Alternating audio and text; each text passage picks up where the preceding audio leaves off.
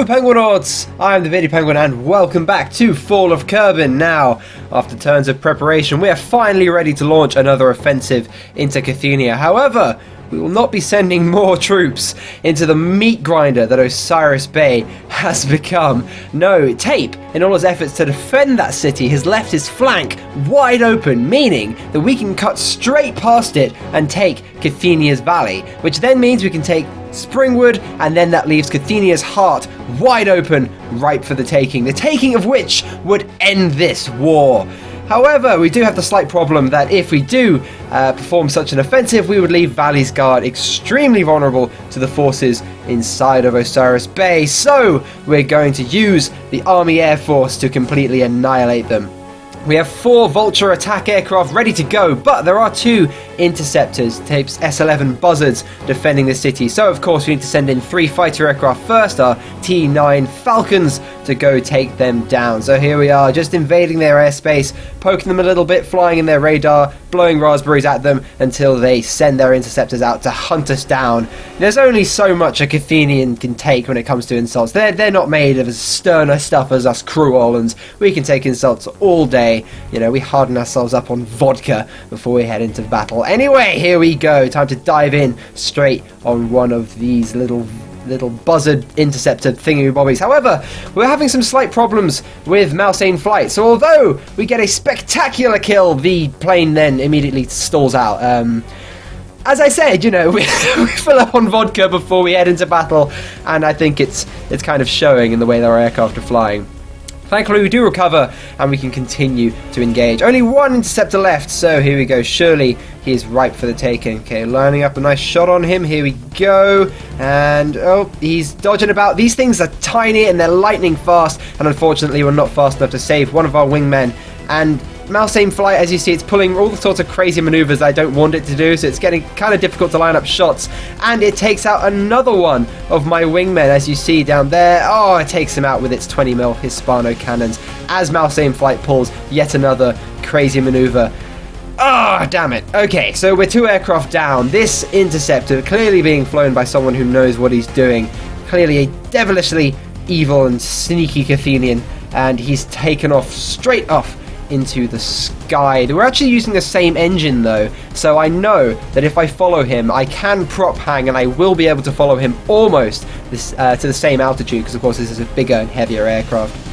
Trying to line up shots on him, but mouse aim flight, as I said, really misbehaving. It's getting really difficult to fly these aircraft. We talked to Tetrad about it. We're going to try and get some kind of fix for that. But here we go, put some more shots onto him. Oh, come on, one more. Let's try and regain a bit of altitude, line up a shot onto him before he gets away. Come on, here we go, lining up, he's coming back around, he's firing his Hispanos at us, but our Shavaks rip off a wing, and down he goes, straight into the drink.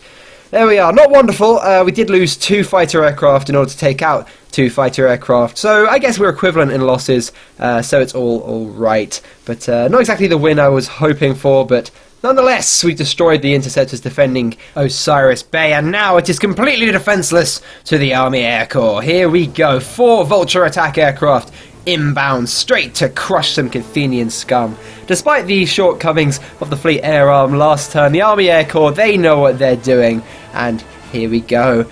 Undoubtedly, fear instilled straight into the hearts of those Kerthenian scum down there in their puny little tanks as soon as they hear the whistle of our Jericho trumpets screaming down from overhead. We're not actually playing to the strengths of this aircraft here, because of course it's actually much better at strafing ground targets with its 23mm cannons when we load them up with them. Here we're dive bombing because it's actually quite difficult to strafe ground targets when they're in amongst all the alleyways and nooks and crannies of a city like Osiris Bay, and there's also a crazy amount of AA guns down there, so we're just going to play it safe and do some dive bombing. First target, C2 Centaur, one of Tape's medium tanks who are inexplicably bomb-proof. Well, I want to destroy that reputation before it gets to Tape's propaganda machine. So here we are, we have a 1,000-pound bomb with that C2 Centaur's name on it. There we go. We do drop it a little early because we're only sort of testing the defences here. Probably should have sent in one of the aircraft with 500-pound bombs first before I use this very expensive and very valuable bomb. So we do actually miss. However, the force of the explosion is enough to certainly rattle the teeth of the crew of that tank, but almost certainly not enough to destroy it. Thankfully, not too much anti-aircraft fire gets thrown at us, so 3-inch emplacements don't give us too much trouble. All you have to do is throw very light manoeuvres, and they're not too dangerous. Something lesson that Tape found out the hard way when attacking my southern fleet last turn. Anyway, here we go. We've got 3 more aircraft just orbiting around, ready for me to take control. I'm not trusting the AI pilot here. I'm doing it all myself because it is very important we destroy these tanks. If we don't destroy them, we're leaving our flank wide open, and they can invade a Valley's Guard and cut off our supply chain, and then we would lose a crazy amount of forces, and that is completely unacceptable. So here we are, second one going in. This time we're targeting some of the light tanks. We've got 2 500-pound bombs, and we've got 3 light tanks to destroy. So here we are going in, just lining up very gently. I am starting to perfect this dive bombing. Though this aircraft, as I said, isn't actually designed to do it, it is rather good at it.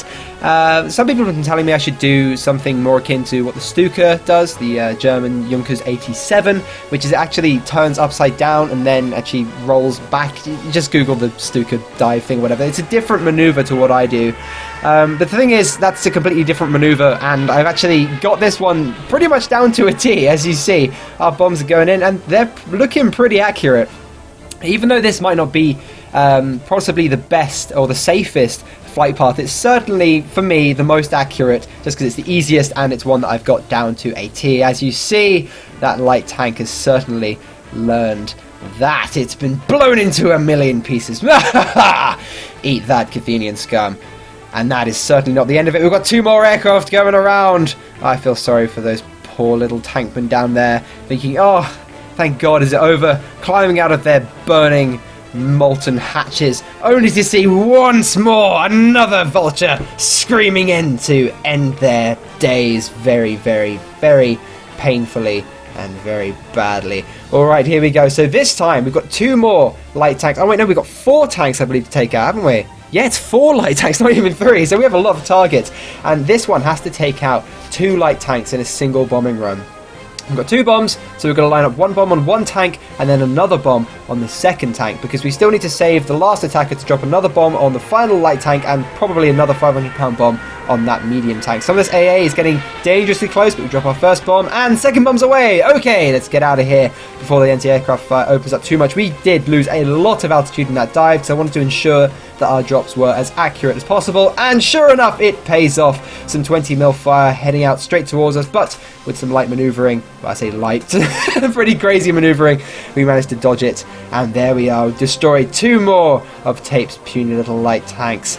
Oh, is there nothing our Air Force cannot accomplish? Well, bombing ships, clearly.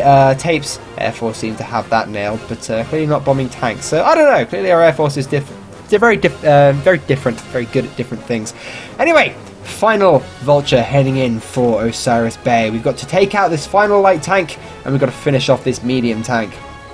If there's a light tank remaining after this bombing run, it's not too much of a problem. We've got a lot of emplacements around Valley's Guard. A light tank won't be able to punch through. A medium tank, though, well, what with how tough these medium tanks seem to be, we haven't engaged them in ground combat yet, but I dread to think how much of a beating they can take from a flak emplacement, so we do not want to risk it. So we're losing a lot of altitude. We want to make sure this is as accurate as possible. Some of the AA is getting dangerously close. Here we go, and bombs away! Another 500-pound bomb onto that C2 Centaur. A lot of anti-aircraft fire being thrown at us, but we just about managed to get away with it, and there we go. We do just miss that light tank, so we do some significant damage, blow off some armor, but it isn't actually enough to destroy that tank. However, the medium tank has its turret blown clean off, and it is completely disabled. We have succeeded, our Air Force maintaining its reputation as the scourge of Kerthenian tankers across the land. Anyway, here we are now with our flanks secured. We can push towards Kerthenia's Valley. It's actually a 2-turn trip, so we've constructed a forward operating base over here, and we've defended it with 3 heavy tanks, 2 light tanks, 2 self-propelled guns, 3 20mm emplacements, 2 40mm emplacements, 4 vulture attack aircraft, and a T9 Falcon. Attacking this position would be complete suicide for Tape. His only hope is in his rugged defense of Kerthenia's Valley next turn. But surely that is completely lost. We're back on the winning streak, everybody. Pushing into Kerthenia, and hopefully we can end this war once and for all. In the south, of course, we're deploying 2 more heavy cruisers, the KUS Cornelius and the KUS Tile Gnome. And they should hopefully defend us from any further attacks in the south, although Tape's northern fleet is heading towards us. I don't know if it's going for a Sears front or if it's heading down here to try and take out our southern fleet, but either way, I do have a plan for it next turn. Don't worry, I've got it covered. I've got a marvellous plan to interdict and sink those ships. The KS Nikolai is also heading back to Azmek, just to pick up some more aircraft, because it did lose one in its attacks last turn. Anyway, thank you for watching, everyone. I do hope you enjoyed. It's been a much shorter episode than usual because it's mainly just preparing for next episode. I've been crazy busy recently. I know a lot of you have been wondering where Hearts of Iron 4 is, etc. I've been insanely busy. I did the UK Space Design competition. We won the Nationals, just saying. And hopefully I'll get to go to America and do the Internationals. But without any further ado, thank you for watching, everyone. I do hope you enjoyed. I'll see you all next time.